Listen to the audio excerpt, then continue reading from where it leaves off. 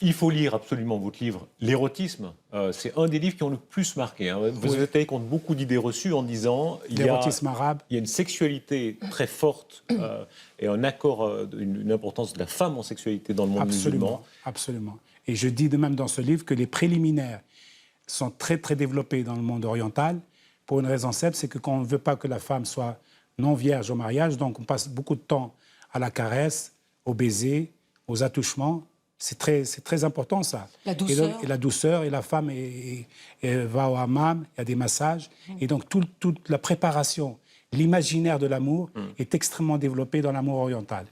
Et c'est pratiquement un chapitre en soi. Vous citez beaucoup de textes érotiques très crus, hein, ça ferait rougir presque Hanifa si elle était du genre à rougir, ce qui n'est pas le cas, où vous décrivez la pénétration, l'importance de faire durer la pénétration. Absolument. Et puis les aphrodisiaques, et puis les accords pratiquement parfumés des corps entre eux, c'est une science en soi chez les Orientaux. Et j'ai pris plaisir à faire connaître ça au public occidental, parce qu'ils n'imaginaient pas, ils étaient à 10 planètes plus loin, de penser que l'Orient est capable de produire des aphrodisiaques, des parfums, une telle douceur, et un respect de la femme. Franchement, ça a choqué, non?